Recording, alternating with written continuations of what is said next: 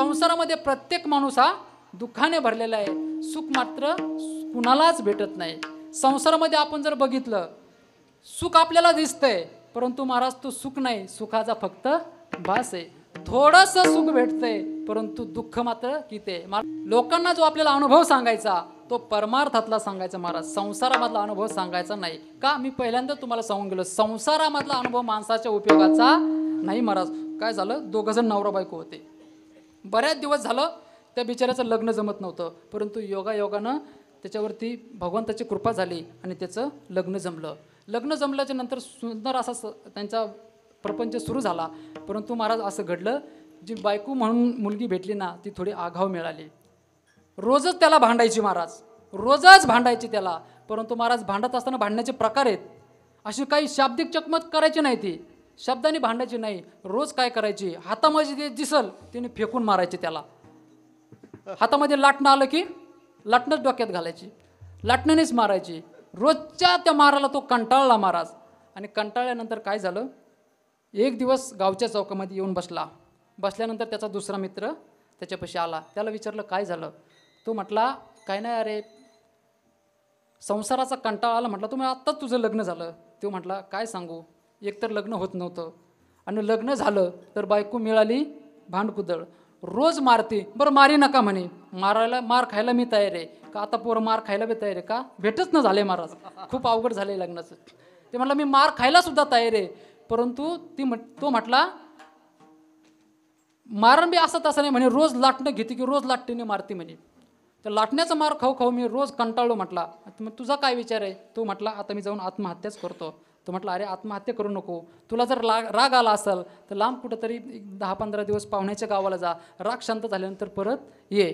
तो म्हटला नाही, मला फार कंटाळा आला, तिचं काही हे स्वभाव तिचा बदलत नाही, मला माहिती आहे, म्हणून आता मी जीव देतो. तो म्हटला जीव वगैरे काही देऊ नको, तुझा जसा अनुभव आहे तसाही माझाही अनुभव आहे, फक्त मी लोकांना सांगितला नाही. माझी बायको मला रोज मारते, परंतु मी लोकांना सांगत नाही, कारण हा संसार आहे, संसारामध्ये हे चालायचं. आमचे गुरुजी सांगायचे संसारामध्ये तंटा आणि मंदिरामध्ये घंटा वाजलाच पाहिजे तरच मजा आहे. विठाला विठाला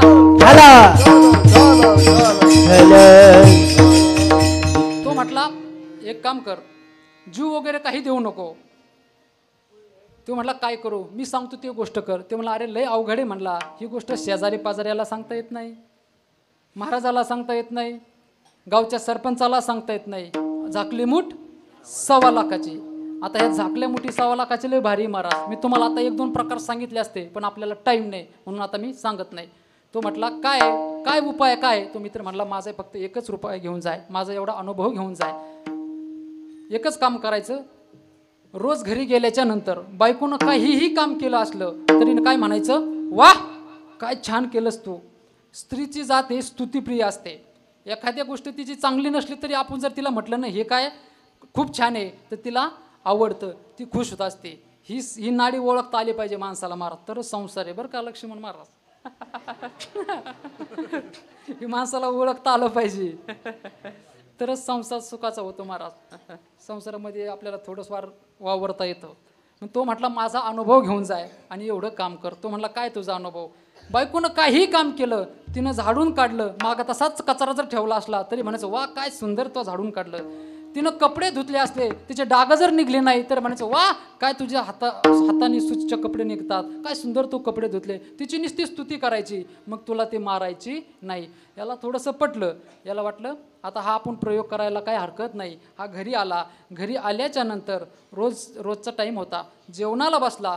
जेवायला बसल्याच्या नंतर महाराज तिने काय केलं, ताट आणलं तिने, ताटाला पाणी फिटलं, रोजचा नित्यनेम केला, काय पुंडलिका वरदा हरिविठ्ठला म्हटला, काय म्हणायचं ते म्हटला आणि पहिला चपातीचा घास मोडला, भाजीमध्ये बुडवला आणि घास तोंडात घालायचा की त्याला मित्र आठवला. मित्रानं काय सांगितलं, स्तुती करायची. घास तोंडामध्ये घातला आणि हा म्हटला वाह काय भाजी बनवली म्हणले तू आज. महाराज तू असं म्हणलं तिच्या कानावरती गेलं. ती मागच्या खोलीमध्ये काहीतरी काम करत होती, ती जगदंबा बाहेरच पळत आली. काय म्हटले म्हणे तुम्ही, अरे काय छान भाजी बनवली म्हणे तुम्ही, काय सुंदर तुझ्या हाताला चव आहे म्हणे, काय सुंदर तू भाजी बनवली.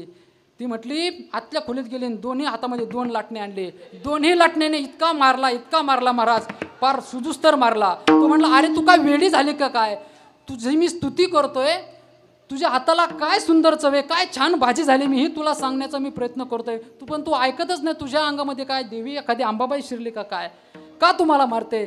ती म्हणली 2 वर्ष झाले लग्नाला झाले म्हणे, 2 वर्ष लग्नाला झाले, ह्या हाताने रोज पाट्यावरती वाटून तिखट वाटून, हिरव्या मिरच्या वाटून, लाल मिरच्या वाटून तुमच्यासाठी भाजी बनवते, हाताची आग होती तरी तुमच्यासाठी मी भाजी बनवते, एक दिवस सुद्धा तुम्ही माझ्या भाजीचे कौतुक केलं नाही, आजच शेजारच्या बायकून भाजी आणली तर काय तिची स्तुती करायला लागली.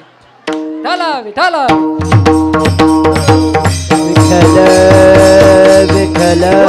माझा सांगण्याचा मुद्दा एवढा आहे, संसारातला अनुभव काही कामाचा नाही. म्हणून महाराज म्हणतात, अनुभव आले अंगा ते या जगा देतसे. काय जगद्गुरु तुकोबरायाच्या जीवनामध्ये अनुभव आला हो महाराज, काय अनुभव आला. महाराज स्वतः म्हणतात, आम्ही सदैव सोडके जवळी येता चोर धाके, आ जाऊ पुढते बेगे उतरी घर राखीती, नांदणूक ऐसे सांगा नाही तरी वाया भागा. हा अनुभव जगद्गुरु तुकोबरायाच्या जीवनामध्ये आला आणि ते जगद्गुरु तुकोबराय म्हणतात सुख लाभ झाला. काय विश्लेषण करावं महाराज या अभंगाचं. अहो जगद्गुरु तुकोबरायांची लोकांनी धिंड काढली, गावामधून धिंड काढली, गाढवावर जगद्गुरु तुकोबरायांना बसवण्यामध्ये आलं. जगद्गुरु तुकोबरायाच्या गळ्यामध्ये चपलांचा हार घातला, तोंडाला काळं फासलं आणि ती मिरवणूक गावातून धिंड लोकांनी काढली आणि ती धिंड तुकोबरायाच्या घरापुढे आणली. तुम्ही आम्ही जर त्या ठिकाणी असतो तर आपली धिंडच काढू दिली नसती, धिंड काढली तरी आपल्या घराकडून ती आणू दिली नसती. का धिंड म्हणजे गाढवावर बसून धिंड काढणं म्हणजे फार महाराज कमीपणा आहे हा.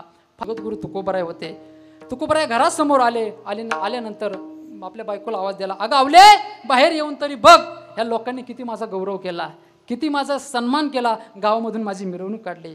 आता जिजाबाईला वाटलं, याच्या अगोदर बरेच प्रकार घडले होते महाराजांच्या जीवनामध्ये. मंबाजी भाऊने काठीने मारलं होतं, काठीने मारल्याच्या नंतर त्यांना वाटलं आताही काहीतरी असाच प्रकार घडलेला असावा. काहीतरी महाराज बिचारे आईसाहेब काम करीत होत्या, पदराला हात पुसला आणि पळत लगबगीनं घराच्या बाहेर येऊन बघता तर काय आपले मालक गाढवावर बसवलंय, यांच्या गळ्यामध्ये चपलाचा हार आहे, तोंडाला काळं पासलं, तरी ते जगद्गुरु तुकोबराय म्हणतात काय माझा लोकांनी गौरव केला. हा अनुभव महाराजांच्या जीवनामध्ये आला. महाराज जिजाबाई म्हणतात, अहो मालक तुमची लोकांनी मिरवणूक नाही काढली, तुमची धिंड काढली, धिंड.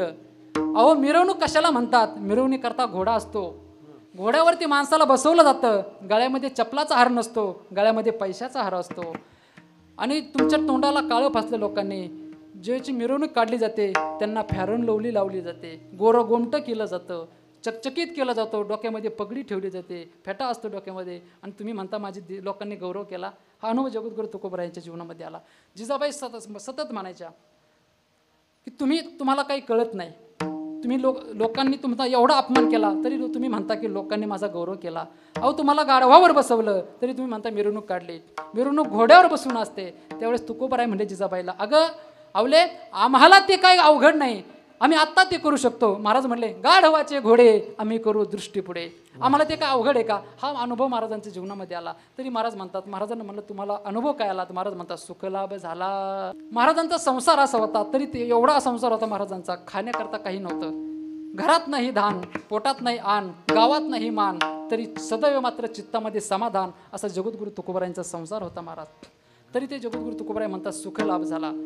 जिजाबाई सतत जगद्गुरु तुकोबरायला टोमणे मारायच्या.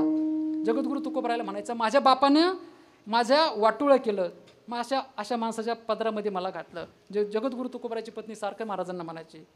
जिजाबाई सतत तुकोबराय म्हणायच्या. तरी ह्या असं म्हणायच्या. हा महाराजांचा संसार होता. तरी आजच्या अभंगामध्ये महाराज म्हणतात सुखाचा लाभ माझ्या जीवनामध्ये झाला. महाराजांना विचारलं, तुमच्यामध्ये तुम्हाला जो सुखाचा लाभ झाला ते लाभ होण्याकरता तुम्ही काय केलं. त्यावेळेस जगद्गुरु तुकोबराय म्हणतात, मला जे माझ्या जीवनामध्ये जो सुखाचा लाभ झाला त्याच्यामुळे माझ्या जीवनामध्ये जो सुखाचा लाभ मला झाला, ते सुखाचा लाभ माझ्या जीवनामध्ये होण्याकरता मी एकच काम केलं.